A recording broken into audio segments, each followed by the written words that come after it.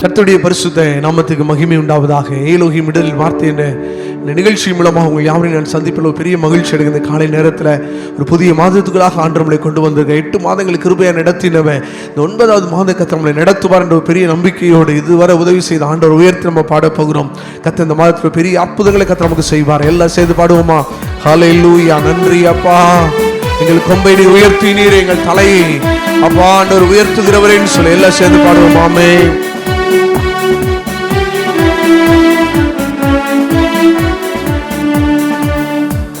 என் கொம்பை உயர்த்தினீரே, என் தலையை உயர்த்தினீரே, என் கொம்பை உயர்த்தினீரே, என் தலையை உயர்த்தினீரே. வெட்கப்பட்டு போவதில்லை, ஒரு நாளும் வெட்கப்பட்டு போவதில்லை. சொல்லுவோமா? வெட்கப்பட்டு போவதில்லை, ஒருபோதும் வெட்கப்பட்டு போவதில்லை.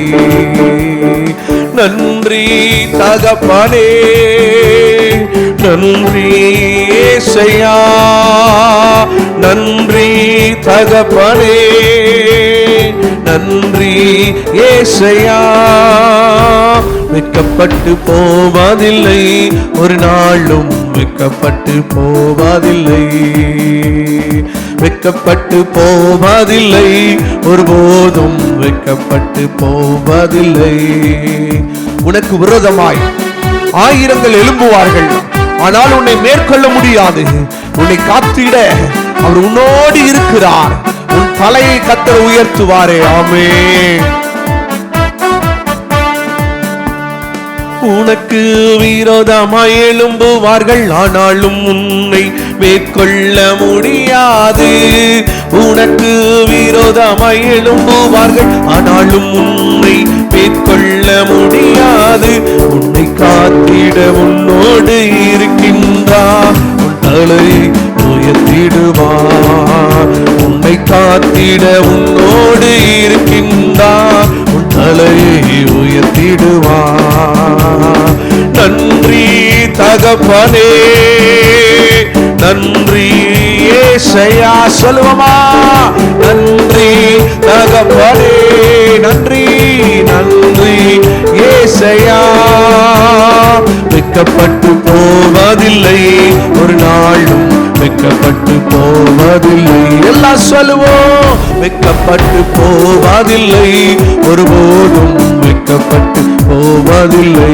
என் கொம்பை உயர்த்தினீரே, கொம்பை உயர்த்தினீரே, என் தலையை உயர்த்தினீரே.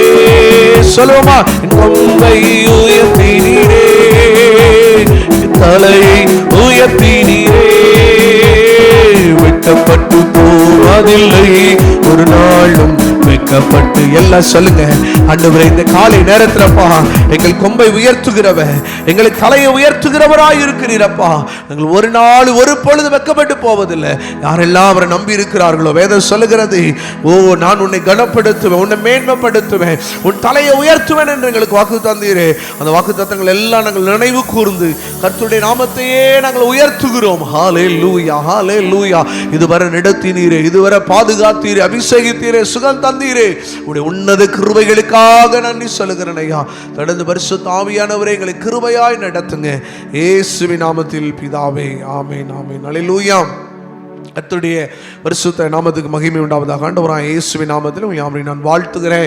இந்த புதிய மாதத்துக்குள்ள கர்த்தர் கிருபையை அன்று கொண்டு வந்தாரே. ஒரு வேத பகுதியை நம்ம எல்லாரும் தியானிப்பு இந்த மாதத்துடைய வாக்குத்தத்த செய்தியோடு நம்மளோடு கடந்து வர நான் விரும்புகிற எடுத்து வாசிக்கலாம். ஏசாயா தீர்க்கதரிசன புஸ்தகம் 43வது அதிகாரம் 4வது வசனத்தை நாம் வாசிக்க கேட்போம். ஏசாயா தீர்க்கதரிசன புஸ்தகம் 43 4வது வசனம். நீ என் பார்வைக்கு அருமையானபடியால் கனம் பெற்றாய், நானும் உன்னை சிநேகித்தேன் என்று வேதம் சொல்லுகிறது. அல்லேலூயா. ஆண்டவர் சொல்றாருங்க, நீ என் பார்வைக்கு அருமையானபடியினாலே கனம் பெற்றாய் என்று வேதம் சொல்லுகிறது. இந்த 9வது மாதம் தேவன் உங்களை கனப்படுத்துகிற மாதம். ஆண்டவர் உங்களை கனப்படுத்துவாருங்க. இந்த வாக்குத்தத்த செய்தியை கேட்டுக்கொண்டிருக்கிற கர்த்தருடைய பிள்ளைகளை ஆண்டவர் உங்களை கனப்படுத்துகிற ஆண்டவர். அநேக நேரங்களில் மனிதனுடைய வாழ்க்கையில் அநேக கனவீனங்களை நம்ம அனுபவிப்போம், அநேக அவமானங்களையும் அநேக நிந்தைகளையும் நம்ம அனுபவித்துக் கொண்டிருப்போம். சொல்லுவாங்க, எனக்கு என் வாழ்க்கையில் நிறைய கனவீனம், நிறைய அவமானம், நிறைய தலக்குனிவு உண்டாகி இருக்கிறது.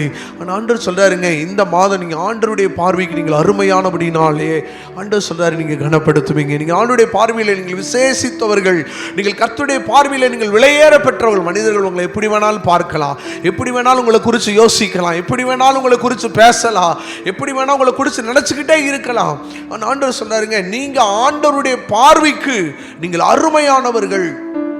மனுஷன் நம்மளை எப்படி வேணாலும் பார்க்கட்டுங்க, மனுஷனுடைய பார்வை கொஞ்சம் வித்தியாசமாக தான் இருக்கும், மனிதனுடைய எண்ணங்களும் கொஞ்சம் வித்தியாசமாக தான் இருக்கும். ஆனால் கர்த்தர் பாருங்க, தாவீதை பார்த்த பார்வை கொஞ்சம் வித்தியாசமானது. எல்லாரும் தகப்பனும் சகோதரர்களும் தாவீதை அற்பமாக தான் பார்த்தாங்க. ஆனால் கர்த்தருடைய பார்வை வந்து தாவீதின் மேலே கனம் பெற்ற ஒரு பார்வையாக இருந்துச்சு. எத்தனை பேர் ஆமென் சொல்றீங்க?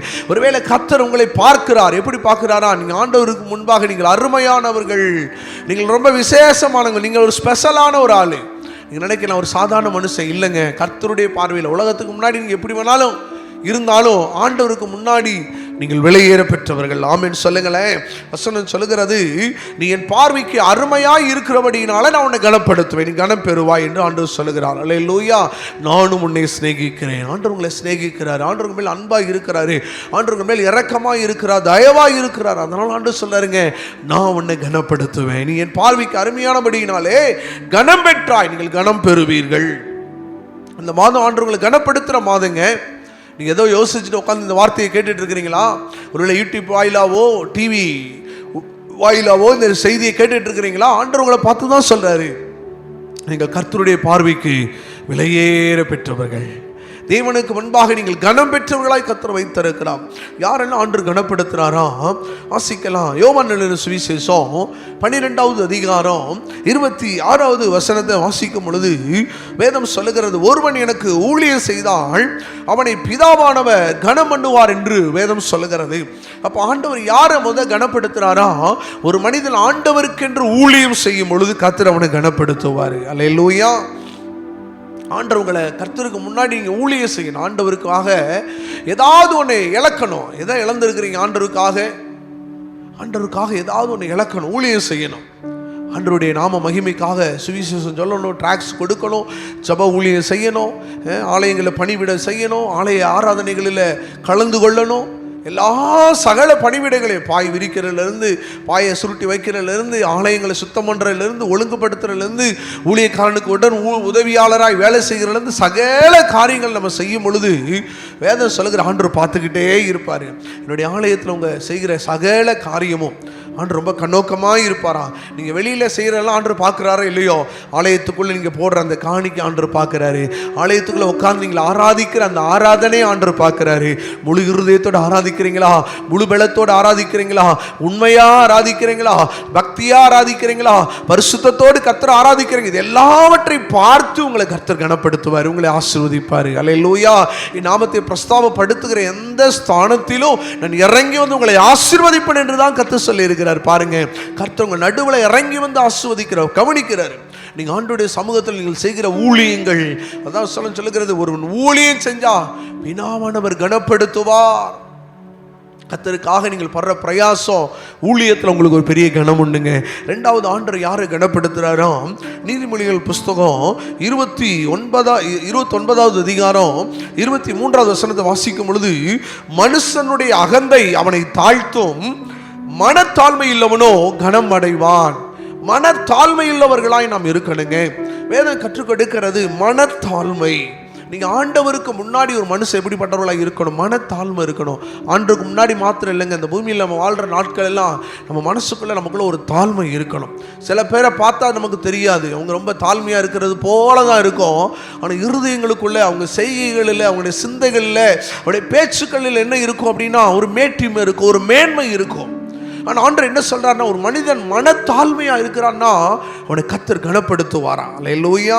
ஆண்டவர் என்ன சொல்றாரா? அவன் கனமடைவான் என்று வேதம் சொல்லுகிறது. உங்களுக்குள்ள இருக்கிற மனத்தாழ்மை.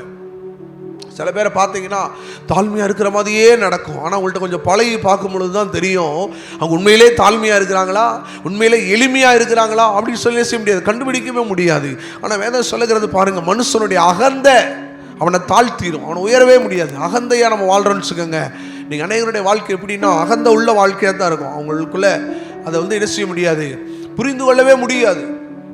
அவன் அது தாழ்த்துன்ற வசனம் சொல்லுகிறது. நீதிமொழிகளில் சாலமோன் ராஜா எழுதியிருக்கிறாரு, நீ அகந்த உள்ளவர்களாய், அகந்த நான் செய்கிறது தான் கரெக்டு, நான் வாழ்கிற வாழ்க்கை தான் கரெக்டு, நான் பேசுகிறது தான் கரெக்டு, என்ன மாதிரி இந்த உலகத்தில் யாரும் இல்லை அப்படின்ற மாதிரி ஒரு அகந்தை உள்ளவர்களாய், இருமாப்பு உள்ளவர்களாய் இருந்தோம் அப்படின்னா ஆண்டவர் நம்மளை தாழ்த்திடுவாரா?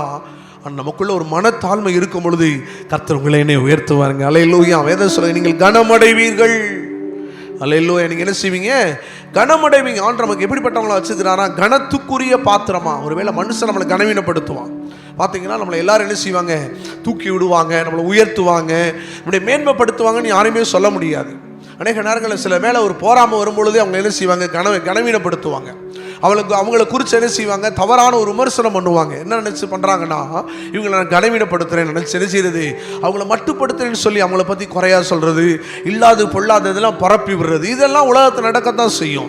மனுஷன் நம்மளை எவ்வளோ கனவீனப்படுத்தாலும் கர்த்தர் நம்மளை கனப்படுத்துவாராம். ஆமென்.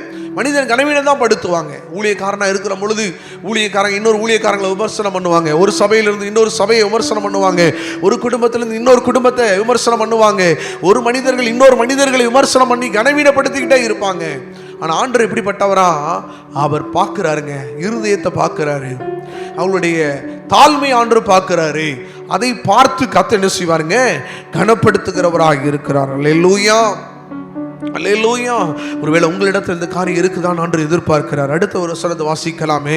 எடுத்து வாசிங்க. சங்கீதத்தின் புஸ்தகம் 149வது சங்கீதம் 8, 9 ஆகிய வசனங்களை நம்ம வாசிக்க கேட்போம். சங்கீதம் 149 8, 9 வசனங்கள். அவர்கள் வாயில் கர்த்தரை உயர்த்தும் துதியும், அவர்கள் கையில் இருபுறமும் உள்ள கருக்குள்ள பட்டயமும் இருக்கும்.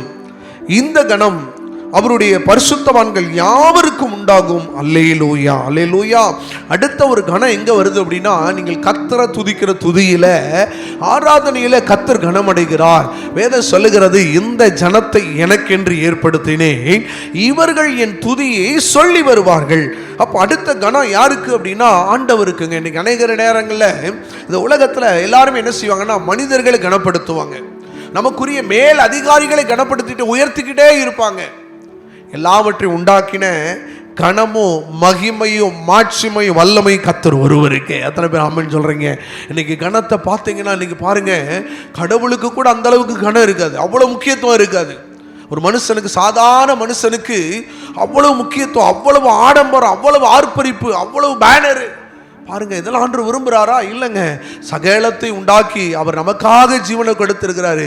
அவர் தன்னையே ஜீவபலியை மரணவரைந்து ஒப்பு கொடுத்திருக்கிறாரு. இன்னைக்கு அந்த ஆண்டவருக்கு இன்னைக்கு கர்த்தர் தெய்வமான கர்த்தருக்குரிய கனம் எங்கேன்னு தான் வேதம் சொல்லுகிறது. இன்னைக்கு ஆண்டவர் சொல்றாரு, நாம் அவரை கனப்படுத்தணுங்க. எதனால கனப்படுத்தணுமா?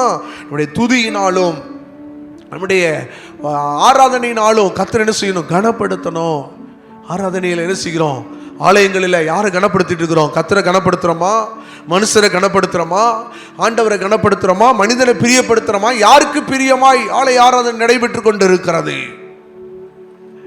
ஆராதனையில் கர்த்தரை மகிமைப்படுத்தணுங்க. கனம் அவருக்குரியது. வசனம் தான் சொல்லுங்க, இந்த கனம் அவருடைய பரிசுத்தவான்கள் யாவருக்கும் உண்டாவதாக. அல்லேலூயா. நீங்க அவரை கனப்படுத்த கர்த்தர் உங்களை கனப்படுத்துவார். அல்லேலூயா. கர்த்தரை நீங்க உயர்த்த அவர் உங்களை உயர்த்துவாருங்க.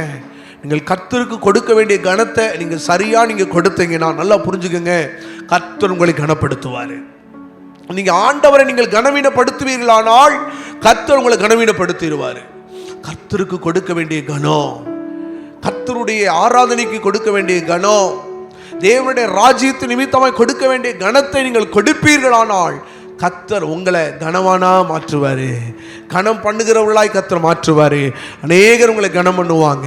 உங்களுக்குள்ள இருக்கிற தாழ்மை, யோசேப்புக்குள்ள இருக்கிறதான தாழ்மை, தாவீதுக்குள்ளா இருக்கிறதான அந்த ஆராதனை அபிஷேகம் உங்களுக்குள்ள இருக்குன்னா கர்த்தர் உங்களை கனப்படுத்துவாருங்க. ஆண்டவர் சொல்றாரு, நீங்கள் கர்த்தருடைய பார்வைக்கு அருமையானபடியினாலே நீ கனம் பெற்றாய். எல்லாரும் ஆண்டவர்கிட்ட நம்ம அர்ப்பணிக்க போறோம். ஆண்டவரே, உடைய பார்வையில் நாங்கள் விலையேற பெற்றவர்கள் என்று சொல்லி நம்ம எல்லாரும் அர்ப்பணிக்கலாம். ஹல்லேலூயா, ஹல்லேலூயா. நன்றி அப்பா. இந்த ஆண்டவரே, இந்த புதிய மாதத்துக்குள்ளாக அப்பா, இந்த வார்த்தையை கேட்டுக்கொண்டிருக்கிற ஜனங்களை நீங்க கனப்படுத்துவீராக. அநேக கனவீனங்களோடு, அநேக அவமானங்களோடு, அநேக வேதனையோடு இந்த வார்த்தையை அவர்கள் கேட்டுக்கொண்டிருப்பார்கள். இருப்பார்களானால் இன்னைக்கு ஒவ்வொருவரை கர்த்தருடைய ஆவியானவை கனப்படுத்துவீராக. நீங்க பார்வைக்கு அருமையானபடியினாலே கனம் பெற்றாய். ஒவ்வொருவரை கனப்படுத்துவீராக. அநேக கனவீனங்கள் இருக்கலாம், அநேக தாழ்ந்த சூழ்நிலைகள் இருக்கலாம், அநேக தள்ளப்பட்ட நசுக்கப்பட்ட சிறுமைப்படுத்தப்பட்ட சூழ்நிலைகள் இருக்கலாம். இதற்கு மத்தியிலேயோ இந்த புதிய மாதத்துக்குள்ள ஒவ்வொருவரை கர்த்தர் கனப்படுத்துவீராக. மனத்தாழ்மை இல்லவனோ கனமடைவான் என்று வேதம் சொல்லுகிறது. தன்னை தாழ்த்தின யோசேப்பு, தன்னை தாழ்த்தின தாவீதை கர்த்தர் கனப்படுத்தினீரே. இந்த வார்த்தையை கேட்டுக்கொண்டிருக்கிற ஒவ்வொருவரையும் பரிசுத்த ஆவியானவர் கனப்படுத்துவீராக, கனப்படுத்துவீராக. ஹல்லேலூயா. ஒரு ஊழியம் செய்வானானால் பிதாவானவர் கனப்படுத்துவார். கர்த்தருடைய கனத்துக்குரிய பாத்திரமாக, பிதாவினுடைய கனத்துக்குரிய பாத்திரமாக வைத்திருக்கிறீரப்பா. நாங்கள் ஒரு நாள் ஆண்டவரே அப்பா அந்த ஸ்தானத்தை விட்டு விலகிடக்கூடாதப்பா. அதே போல எங்களுடைய வாழ்க்கையில கர்த்தரை துதிக்கிறவர்களா, எங்கள் வாயில கர்த்தரை உயர்த்துகிறவர்களா, வசனத்தை இருபுறம் கருக்குள்ள பட்டயங்களை எங்கள் கைகளில் ஏந்தினவர்களாய் இருந்து நாங்கள் கர்த்தருக்கு முன்பாக கனமுள்ளவர்களாய் வாழ எங்களுக்கு உதவி செய்யுங்கய்யா. நாங்கள் எப்பெல்லாம் கர்த்தரை கனப்படுத்துகிறோமோ அப்பொழுதெல்லாம் கர்த்தர் எங்களை கனப்படுத்துவார். உங்க வாழ்க்கையை கர்த்தர் கனப்படுத்துவார். கர்த்தர் கனப்படுத்து. கர்த்தருக்கு கொடுக்க வேண்டிய கனத்தை கொடு, கர்த்தருக்கு கொடுக்க வேண்டிய மகிமையை கொடு, கர்த்தருக்கு கொடுக்க வேண்டியதானே ஸ்தானத்தை நீ கொடுப்பீர்களானால் கர்த்தர் உங்களை கனப்படுத்துவார். நண்பு தேவ ஜனமே, இந்த வார்த்தையை கேட்டுக்கொண்டிருக்கிற கர்த்தருடைய பிள்ளைகளே, கர்த்தர் இந்த 9வது மாதம் உங்களை கனப்படுத்துவார். நீங்க இருக்க சூழ்நிலைகளில் இருக்க ஸ்தானத்தில் உங்களுக்கு ஒரு கனம் வரும், ஒரு மேன்மை உண்டாகும், ஒரு உயர்வு வரப்போகிறது. ஹல்லேலூயா, ஹல்லேலூயா. எந்த இடத்துல அவமானப்பட்டீங்களோ, எந்த இடத்துல தலை குனிந்து நின்றீங்களோ அதே இடத்துல கர்த்தர் உங்கள் தலையை உயர்த்துவா, உங்கள் கொம்பை உயர்த்துவா, உங்கள் தலை மறுபடி நிமிரும். உங்களுக்கான கனத்தை கர்த்தர் உயர்த்தி வைக்க போகிறார். ஹல்லேலூயா. அது அப்படியே நடக்க போகிறது. ஊழியத்துல கனம் வரும், கணவனுக்குள்ள பிள்ளைகளுக்குள்ள கனம் வரும். உங்க தலைமுறை மேல தேவன் கனத்தை வைத்து ஆசீர்வதிப்பார். அப்படியே செய்ய போறீங்க. உமக்கு நாங்கள் நன்றி சொல்லுகிறேன் ஐயா, இயேசுவின் நாமத்தில் பிதாவே. ஆமென், ஆமென், ஆமென். God bless you. கர்த்தர் ஒவ்வொருவரையும் ஆசீர்வதிப்பாராக. ஆமென்.